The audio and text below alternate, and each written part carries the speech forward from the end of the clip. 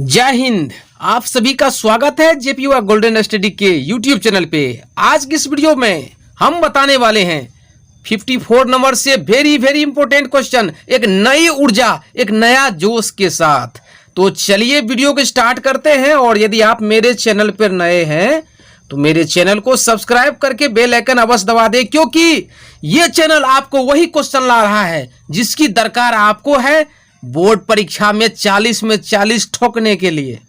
Objective science का चल रहा है class 10th Bihar board 2023 exam के लिए। 40 में 40 ठोकने के लिए लाने के लिए ये वीडियो है। और इस तरीके का क्वेश्चन आपको कॉन्सेप्ट के साथ मिल रहा है। क्वेश्चन शुरू करते हैं, बाकी बातें बाद में करेंगे। 54 नंबर का क्वेश्चन से शुरू करेंगे। 53 तक हो चुका है। 54वां है, निम्नलिखित में किसे बर्थ हार्मोन कहा जाता है? तो बर्थ यहाँ पे इंग्लिश वर्ड है। बर्थ का मतलब होता है जन्म देना। बर्थ मतलब जन्म देना। तो जन्म देने वाला हार्मोन क्या है? तो इसका आंसर चला जाएगा ऑक्सीटोसिन। क्यों चला जाएगा? तो चलिए समझते हैं। समझ लेंगे ना तो कॉन्सेप्ट आपको काम करता है आगे भी। सिन हार्मोन का नाम है। हार्मोन क्या होता है? एक केमिकल्स होता है, एक कार्बनिक पदार्थ होता है हमारे बॉडी में, अन्य जीवों में भी होता है, लेकिन यहाँ पे मानव शरीर का है। ऑक्सीटोसिन जब मनुष्य, जैसे हम लोग प्रजनन करते हैं या जब मनुष्य प्रजनन करता है यानी अपने जैसे संतान को जन्म देता है, तो उसके लिए जो एक ग्लैंड है शरीर में उसका नाम है पिट्यूटरी ग्लैंड या ग्रंथि। उसी के द्वारा जो हार्मोन स्रावित होता है। अरे भाई, स्रावित समझते हो? नहीं समझते तो समझ लो। स्रावित का मतलब बहता है या चुआता है ना। बहाया हुआ माने बहता है। जो हार्मोन जो है स्रावित होना माने हार्मोन जब बहता है, वो जब यानी कि क्या होता है, चुआया जाता है, ऐसे समझते हैं। जब मनुष्य प्रजनन करता है तो उसके पिट्यूटरी ग्लैंड द्वारा जो हार्मोन स्रावित होता है, बहाया जाता है, उसका नाम ऑक्सीटोसिन है, जो कि बर्थ हार्मोन कहलाता है, जो कि जन्म देने वाला हार्मोन कहलाता है। Very important question. अगर किसी कंपटीशन में भी हार्मोन से रिलेटेड क्वेश्चन आ रहा है तो इस वीडियो को जरूर देखिए कि जंतु हार्मोन क्या है। तो हार्मोन का मतलब तो समझ लिए, जैसे केमिकल्स है, एक रसायन है, जैसे हमारे शरीर में विभिन्न प्रकार के रसायन है। तो जंतु हार्मोन क्या है? इसे ग्रंथि रस भी कहा जाता है। जैसे नींबू को निचोड़ते हैं तो क्या निकलता? रस निकलता है। ठीक है। तो उसी प्रकार मेरे बॉडी में एक तरह से रस होता है जो हार्मोन है, इसे ग्रंथि रस भी कहते हैं। और वे कार्बनिक पदार्थ होते हैं क्योंकि उसमें कार्बन होता है, जो विभिन्न जैविक क्रियाओं पर मेरे शरीर के अंदर जो होता है नियंत्रण समन्वय स्थापित करते हैं। ठीक है, हार्मोन कहलाते हैं। जैसे इंसुलिन क्या है? ये हार्मोन है। ये एक तरह से ग्रंथि रस है, क्योंकि इसका काम क्या है कि रुधिर में या ब्लड में शर्करा के लेवल को कंट्रोल करना है। मेरे शरीर में, हमारे शरीर में, मानव शरीर में जो ब्लड है उसमें जो मीठापन है, शर्करा है, उसी के लेवल को कंट्रोल करता है। तो वो इंसुलिन हार्मोन है, वो केमिकल्स है, वो ग्रंथि रस है। समझ में आ रहा है? समझ में आ रहा है तो एक लाइक कर दीजिए और इस वीडियो को शेयर कर दीजिए। उम्मीद है कि आप समझ रहे होंगे। इसकी कमी से जो होता है चीनी बीमारी होती है, डायबिटीज, मधुमेह होता है। क्वेश्चन आएगा कि इंसुलिन की कमी से जो बीमारी होती है मधुमेह या चीनी बीमारी, इंग्लिश में डायबिटीज होता है। ठीक है, घुमा के पूछेगा। ठीक है, और ऑब्जेक्टिव निकल रहा है यहाँ से कि डायबिटीज किसकी कमी से? इंसुलिन हार्मोन की कमी से होता है। दूसरा है वृद्धि हार्मोन हमारे शरीर में। वृद्धि हार्मोन पीयूष ग्रंथि, वेरी इंपॉर्टेंट, पीयूष ग्रंथि या इसको मास्टर ग्लैंड भी कहते हैं। ठीक है, से स्रावित होता है। शरीर के अंदर, मानव शरीर के अंदर जो वृद्धि हार्मोन है वो पीयूष ग्रंथि से स्रावित होता है, बहाया जाता है, या फिर मास्टर ग्लैंड वही है। किस ग्लैंड को, किस ग्रंथि को है ना मास्टर ग्रंथि कहते हैं? वेरी इंपॉर्टेंट होगा एग्जाम के लिए। पीयूष ग्रंथि को याद रखना है। किसको? पीयूष को मास्टर कहते हैं, पीयूष ग्रंथि को मास्टर ग्लैंड कहते हैं। ठीक है, तो वृद्धि हार्मोन मास्टर ग्लैंड से स्रावित होता है, बहाया जाता है, और यह बॉडी में वृद्धि एवं विकास को कंट्रोल करता है। आपका शरीर किस तरह से वृद्धि कर रहा है, किस तरह से विकास कर रहा है, इसका कंट्रोलिंग किसके पास है? वृद्धि हार्मोन के पास है। किसका? किसके पास? वृद्धि हार्मोन के पास है।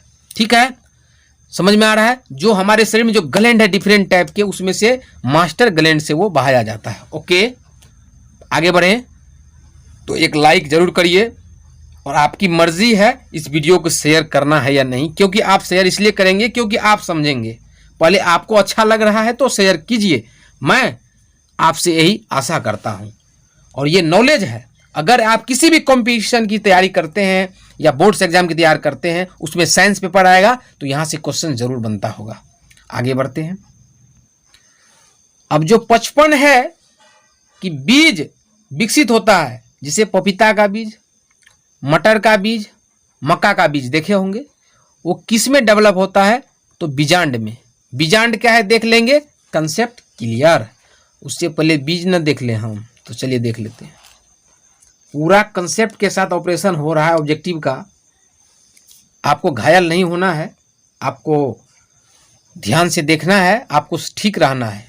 दिल थाम के क्वेश्चन को समझिए। बीज का इंग्लिश सीड है। बीज क्या है? पौधे का वह भाग है जिससे आगे नया पौधा बनता है। ठीक है, जैसे पपीता का बीज से पपीता का पौधा, मटर के बीज से मटर का पौधा। समझ में आया? जैसे मक्का के बीज। अब है बीजांड क्या है? बीज का अंडा। ठीक है, जो बीज होता है उसका जो अंडा बनता है तो वही है बीजांड। ठीक है, बीज के अंडे को बीजांड कहते हैं। और बीजांड ही निषेचन के बाद जब नर युग्मक और मादा युग्मक दोनों मिलता है तो वो निषेचन है, उसके बाद बीज में बदलता है। यानी बीजांड का मतलब बीज का जो अंडा होता है जी, वही निषेचन के बाद बीज में सीड में बदलता है, तब पौधा का निर्माण होता है। ओके, तो आंसर बीजांड क्यों गया देखा आपने?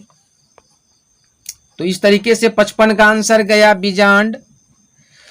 अगला क्वेश्चन, अगला 56 का ग्रहणी भाग है। यहां पे ग्रहणी क्या है तो चलिए समझ लेते हैं। Very very important. तो ग्रहणी जो है क्षुद्रांत यानी छोटी आंत का भाग है। आप कहिएगा क्यों सर? तो देखिए क्यों का जवाब है मेरे पास, जेपीवा गोल्डन स्टडी के पास। यहाँ पे अभी चल रहा है ग्रहणी। यह छोटी आंत का अग्रभाग है। हम जो खाना खाते हैं, भोजन लेते हैं, उसका जो पाचन होता है जिस अंग में शरीर के, वह क्या है? आंत है, छोटी आंत है। क्या है? छोटी आंत है। भोजन का पाचन छोटी आंत में होता है।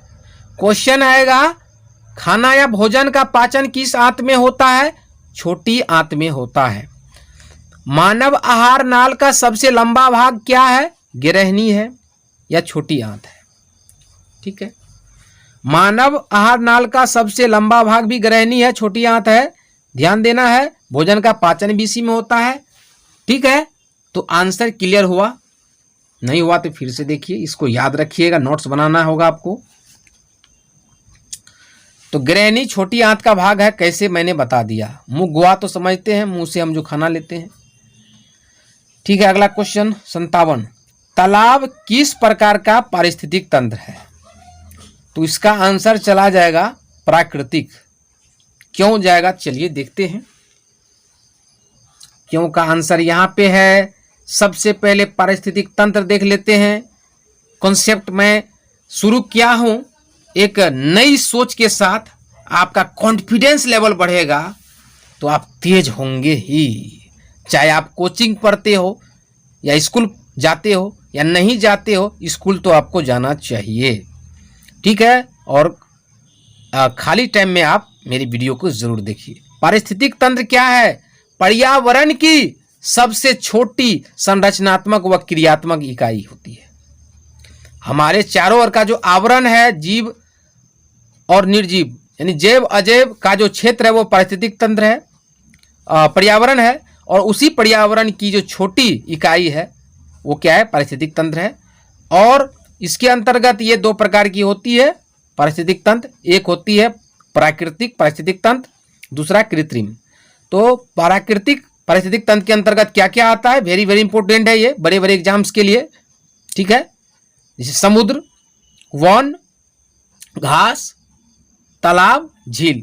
इसका निर्माण जो है ना, स्वतः होता है।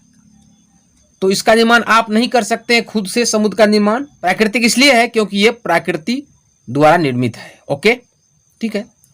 उसके अलावा दूसरा यहाँ पे कृत्रिम पारिस्थितिक तंत्र है बगीचे फसल, क्योंकि बगीचे आप लगाते हैं कहीं पर किसी जगह, क्या किया आप कुछ पौधा लगा दिए, वो धीरे धीरे जो है वृक्ष बन गया, और आप किसी खेत में जो है गेहूं लगा देते हैं, धान लगाते हैं, आप खुद करते हैं। तो जो आप लगाए हैं, आप मानव हैं, तो मानव निर्मित या कृत्रिम है, समझ गए। तो तालाब किस में गया? प्राकृतिक में। समुद्र, इसमें से कुछ भी आएगा, झील, ये सब प्राकृतिक में जाएगा। तो इसका आंसर तालाब देखेंगे, प्राकृतिक। देखिए तालाब किस प्रकार का पारिस्थितिक तंत्र हुआ? प्राकृतिक क्यों हुआ? आपने देखा। इस कॉन्सेप्ट को समझिए और इसका रफ जरूर कर लीजिएगा। आने वाले एग्जाम्स में आपको बहुत ही बेनिफिट मिलने वाला है। 58 नंबर, निम्न में कौन पारिस्थितिक तंत्र में अधिकतम संख्या में मौजूद होते हैं? पारिस्थितिक तंत्र से अगला प्रश्न है, तो इसका भी कॉन्सेप्ट बहुत ही गजब का है, माइंड ब्लोइंग वीडियो होने वाला है दोस्तों। देख लीजिए, सबसे पहले यहाँ पे ये मैं फॉर्मेट बनाया हूँ, ये थोड़ा सा डायग्राम यहाँ पे संकेत के साथ देखिए। इसका आंसर उत्पादक चला जाएगा। देखिए उत्पादक सर्वाधिक होता है पारिस्थितिक तंत्र में, एक आंसर आप यहाँ पे समझ रहे हो। दूसरा कॉन्सेप्ट इसका देखिए, यहाँ पे बहुत ही मजेदार वीडियो होगा, नॉलेज से भरपूर। तो उत्पादक को कौन खाता है? शाक भक्षी, जिसको हम लोग प्राथमिक उपभोक्ता भी कहते हैं। उत्पादक क्या है? जो हमारे हरे पौधे हैं, है ना, जो प्रकाश संश्लेषण की क्रिया से अपना भोजन बनाते हैं, वो क्या है? उत्पादक है। तो उसको कौन खाता है? शाकभक्षी, जैसे खरगोश, गाय, भैंस, ये सब है ना, शाकभक्षी है। और शाकभक्षी को कौन खाता है? मांसभक्षी, जो कि द्वितीय उपभोक्ता कहलाता है। पूछा जाएगा आपको, द्वितीयक उपभोक्ता मांसभक्षी, जैसे शेर, मेढक। उसके बाद सर्वाहारी, जैसे मानव है, ये क्या करता है? ये मांस भी खाता है और मांस नहीं भी खाता है, अन्य चीज भी खाता है। तो ये मानव क्या हो गया? सर्वाहारी हो गया। फिर से समझिए, पारिस्थितिक तंत्र में सबसे ज्यादा उत्पादक जो है पाए जाते हैं भारी मात्रा में, भारी संख्या में, अधिक संख्या में। और उत्पादक का मतलब यहाँ पे फिर से समझ लेते हैं बहुत ही आसानी से, क्योंकि कॉन्सेप्ट तगड़ा रहेगा तो कोई क्वेश्चन आ जाए आप सीधा सिक्सर मारने वाले हैं, यानी एक क्वेश्चन में कई क्वेश्चन आप समझने वाले हैं। उत्पादक क्या होता है? जो जीव, ठीक है, प्रकाश संश्लेषण की क्रिया से अपना भोजन, अपना खाना बनाते हैं। जैसे हरे पौधे, हरे पौधे प्रकाश संश्लेषण यानी कि प्रकाश की उपस्थिति में, क्लोरोफिल की उपस्थिति में भोजन बनाते हैं, तो वो क्या हुए? उत्पादक। ठीक है, अब यहाँ से उत्पादक जो है पारिस्थितिक तंत्र में सर्वाधिक होता है, जो कि इस प्रकार है, सर्वाधिक होता है। उत्पादक को खाता है शाकभक्षी, शाकभक्षी को मांसभक्षी यानी मांसाहारी, और मांसभक्षी को सर्वाहारी यानी मानव। तो ये सिस्टम नोट कर लीजिएगा। शाकभक्षी को प्राइमरी कंज्यूमर कहते हैं, जैसे खरगोश, गाय, भैंस, बकरी, और मांसभक्षी को द्वितीयक उपभोक्ता सेकेंडरी कंज्यूमर कहते हैं, जैसे शेर, मेढक। और सर्वाहारी का मतलब जो दोनों को खाए, जैसे मानव और भी हो सकता है इत्यादि, समझ गए हैं।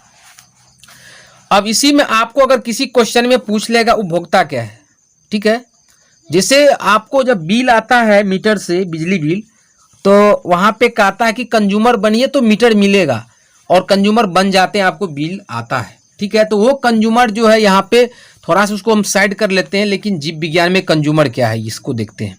वो कंज्यूमर बनिएगा तो मीटर आपके नाम से आएगा। तो यहाँ पे जीव विज्ञान में जो उपभोक्ता है वो इस प्रकार है कि जो जीव अपने भोजन हेतु दूसरे पर निर्भर करते हैं। यहाँ पे उपभोक्ता ये है, इंग्लिश तो कंज्यूमर ही है, लेकिन जीव विज्ञान में जो जीव अपने भोजन हेतु दूसरे जीवों पर, है ना, निर्भर करते हैं, उसे उपभोक्ता कहते हैं। जैसे कि मानव, मानव भी उपभोक्ता है, क्योंकि वो पेड़ पौधे पर निर्भर है, दूसरे पर निर्भर है। गाय, भैंस, बकरी, ये जो भी जीव इधर देख रहे हैं, गाय, भैंस, बकरी, पेड़ पौधे को छोड़ करके गाय, भैंस, बकरी, मानव, ये क्या उपभोक्ता है, क्योंकि ये अन्य जीवों पे डिपेंड करते हैं। ओके, आई होप कि ये वीडियो बहुत ही आपके लिए फायदामंद है, बहुत ही यूजफुल वीडियो है। आप इसे जरूर समझेंगे और फीडबैक देंगे अपना कमेंट में, एक गजब का कमेंट, और आप जरूर बताएंगे कि आपको कितना फायदा आया। आपका दिमाग अगर सही होगा तो आई होप कि आप पूरा समझ जाएंगे, लेकिन आप कहीं ना कहीं बीमार होंगे तो हो सकता है समझने में थोड़ा सा तकलीफ हो, तो उसके लिए मैं माफ़ी चाहूँगा। Thanks for watching my video.